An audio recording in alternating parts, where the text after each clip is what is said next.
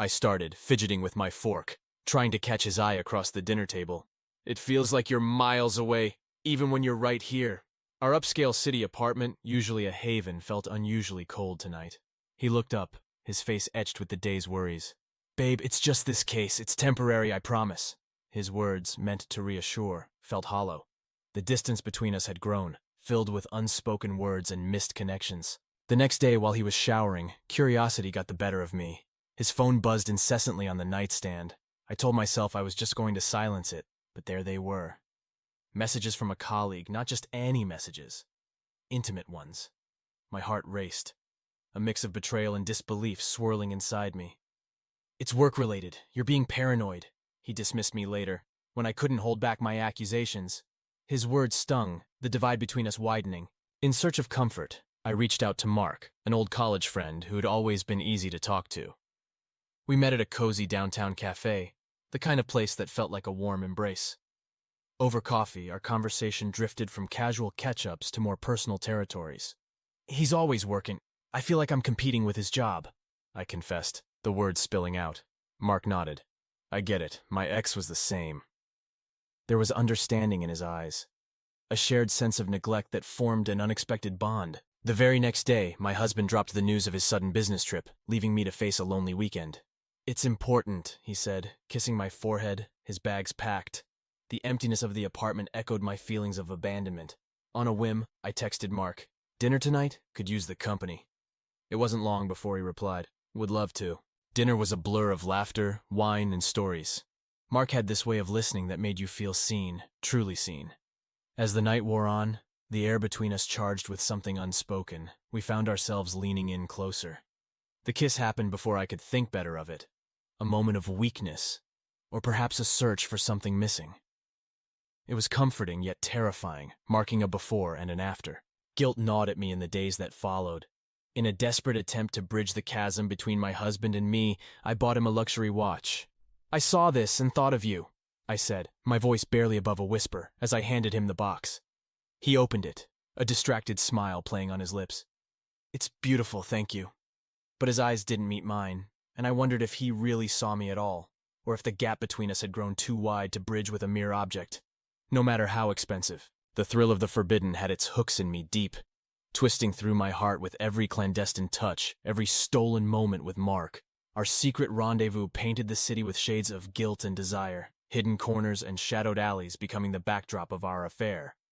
Yet with each encounter, a part of me fractured, wrestling with the knowledge of what I was doing, yet powerless to stop the cascade of emotions Mark stirred in me. It was during one such secret meeting, in a secluded restaurant that prided itself on discretion, that the first crack appeared.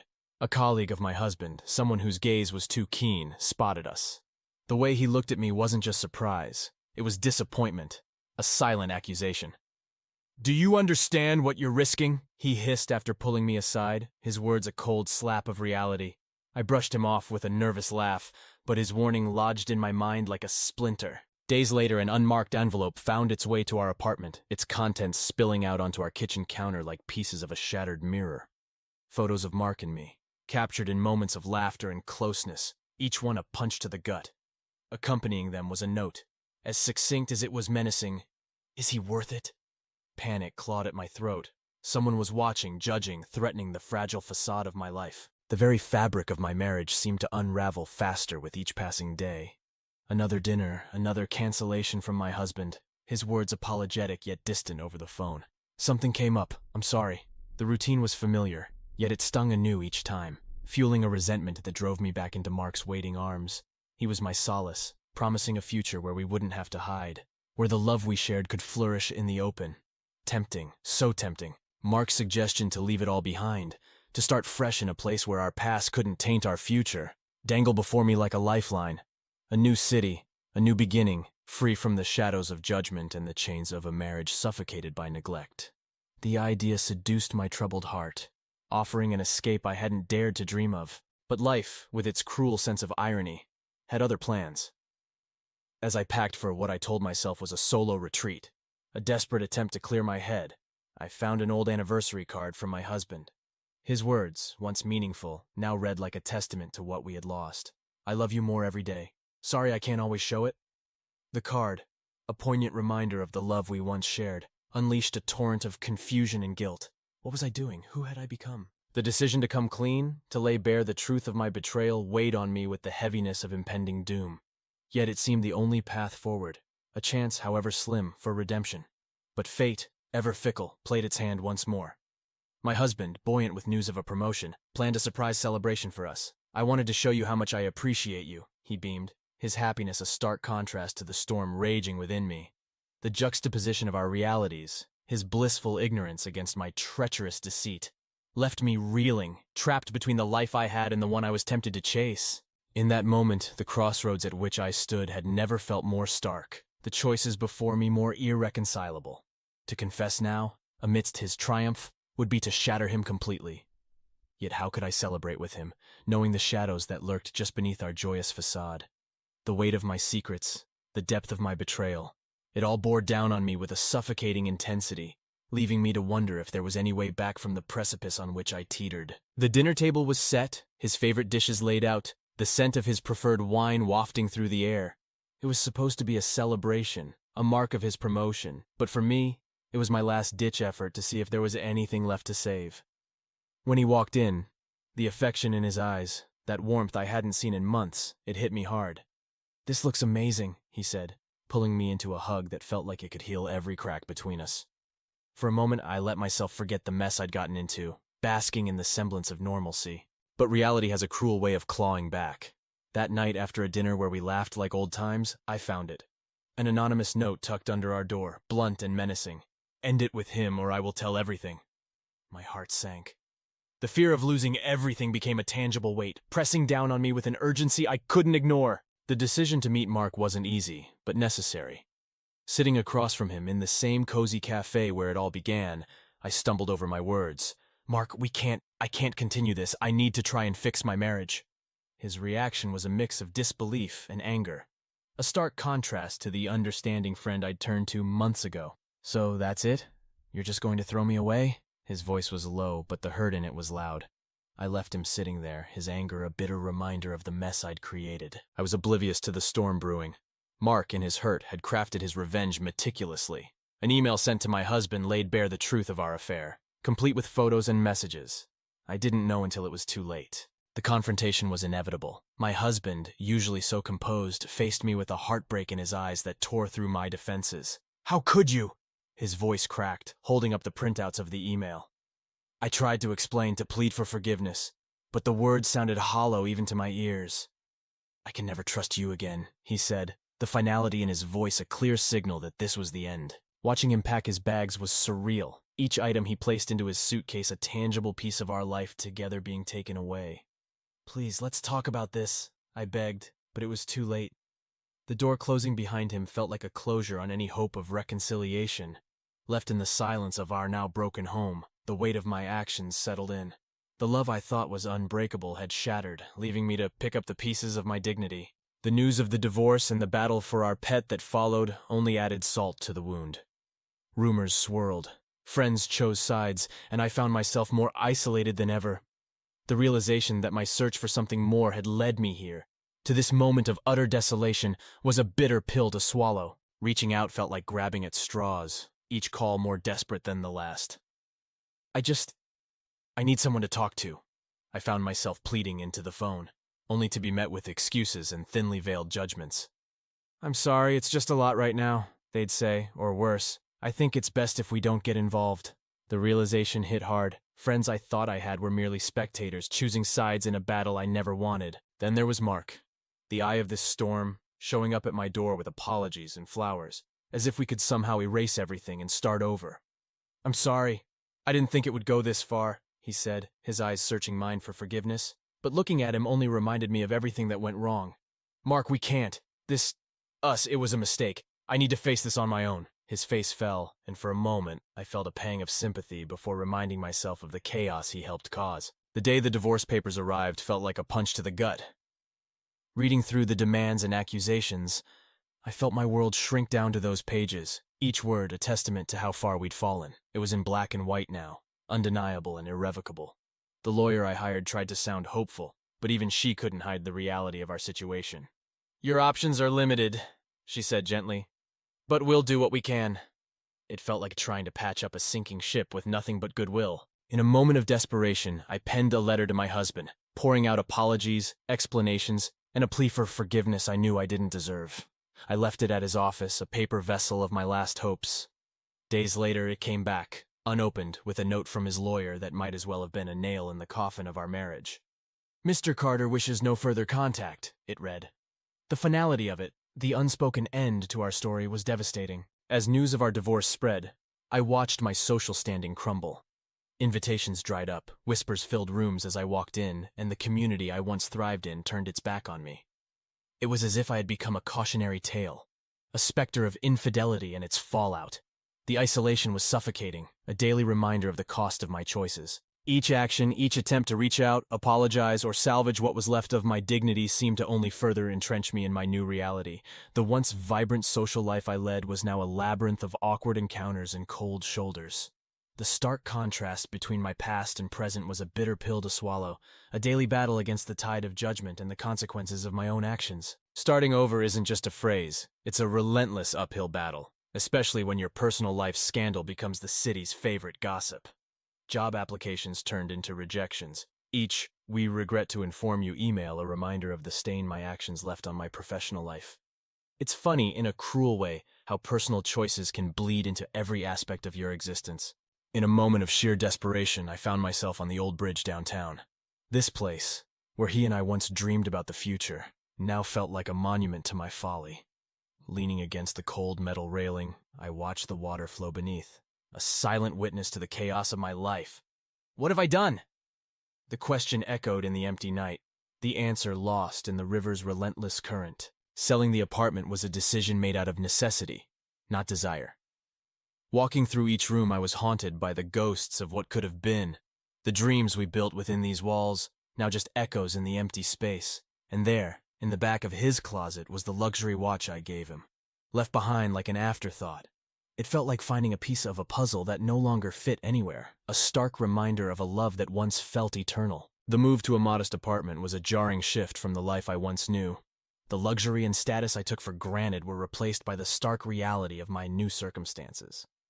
This small, unassuming space was now my world, far removed from the glittering social scene I once dominated.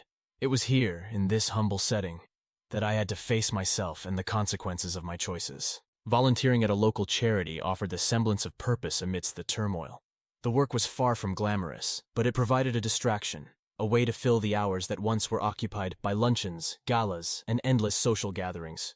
It was during one of these volunteer shifts that I met her, a woman whose story mirrored mine in haunting ways. "You're not alone," she said, her eyes reflecting a mix of empathy and sorrow. For the first time in months, I felt understood, seen by someone who had navigated the treacherous waters of public judgment and personal regret. Our conversation, though brief, was a lifeline thrown across the dark waters of my despair. In sharing our stories, we found a common ground, a shared experience that, while painful, reminded us that the path to redemption, though solitary, didn't have to be lonely. This chance encounter, a moment of connection in a sea of isolation, offered a glimmer of hope, a reminder that even in our darkest hours, we can find solace in the empathy of others who have walked similar paths. The final gavel of my divorce echoed not in a courtroom, but in the hollow chambers of my heart, leaving me with little more than memories and scars. The legal documents spelled out the end in black and white, stripping me of assets and leaving me clinging to a reputation in tatters. It felt like being cast adrift in a sea of my own making, with no land in sight.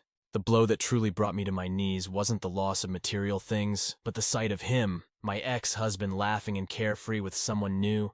Pictures of them, splashed across social media, felt like a knife twisting in a wound that refused to heal.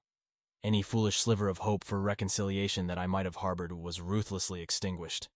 He had moved on, and here I was, still trapped in the ruins of our past. Mark's departure from the city should have felt like closure, but instead, it was a grim reminder of the isolation that enveloped me.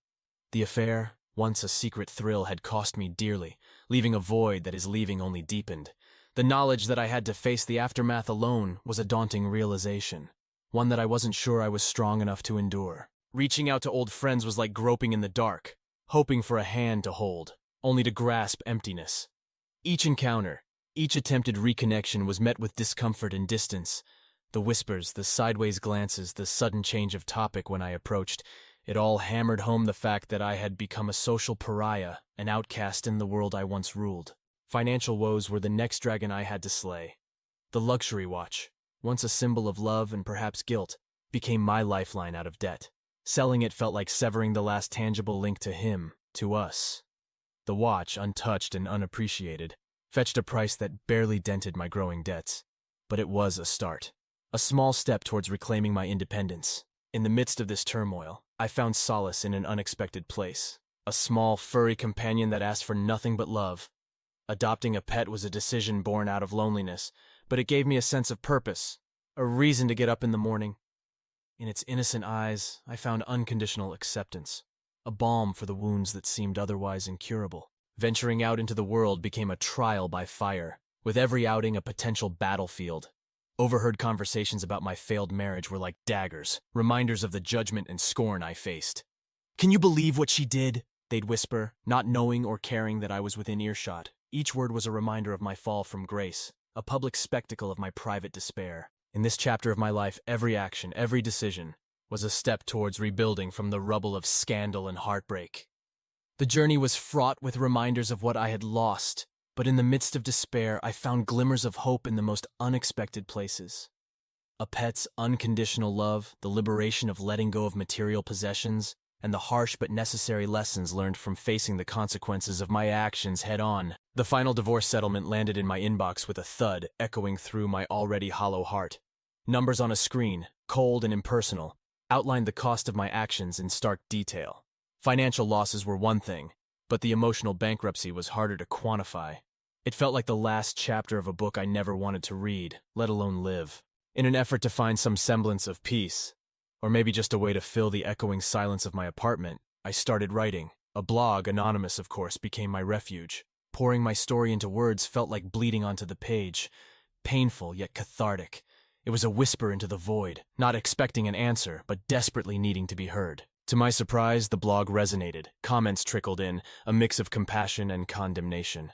"You're brave for sharing," some said, offering virtual hugs through their words. Others weren't so kind. Their harsh judgments a reminder of the world's readiness to cast stones. Each notification was a heartbeat, a sign that my story was out there, touching lives in ways I hadn't imagined. Then came the threat. An anonymous comment, chilling in its precision, knew my story wasn't just a random confession on the internet. "Stop writing, or I'll expose who you really are," it said. Fear gripped me, the potential of further scandal silencing my newfound voice. The blog, once a source of solace, became a beacon of danger. My days blurred into a monotony of solitude, my modest apartment a constant reminder of the upheaval. Unpacked boxes became fixtures as much a part of the decor as the furniture, each one a testament to a life in limbo. They held pieces of a past I wasn't ready to confront, yet unable to let go. One sleepless night, driven by a restless urge for closure, I scrolled through old photos. Images of happier times, of smiles that reached our eyes, flickered across the screen. With each deletion, I whispered a goodbye, attempting to erase the reminders of a love that once felt unbreakable. It was a digital purging, but the memories clung tighter with each discarded photo. The thought of starting over in a new city flickered through my mind like a faulty light bulb. The idea was both a beacon of hope and a terrifying leap into the unknown. Could I really begin again? Build a new life from the ashes of the old? The prospect was paralyzing, the fear of repeating my mistakes a chain around my ankles. In the end, it was the stark realization of my journey's toll that hit hardest. My quest for affection, for something more, had led me here, alone. The dignity and vibrant life I once took for granted were now just echoes of a person I barely recognized. It wasn't just about the marriage I had lost, or the love that had slipped through my fingers. It was the loss of myself in the process. This story, my story, isn't a tale of triumph or redemption. It's a warning, a raw look at the consequences of seeking fulfillment in the arms of another. The final lines of this chapter are written with a heavy heart, acknowledging that some falls from grace are too steep to climb back up from. The quest for affection outside my marriage didn't just end in heartbreak, it stripped me bare, leaving behind a reflection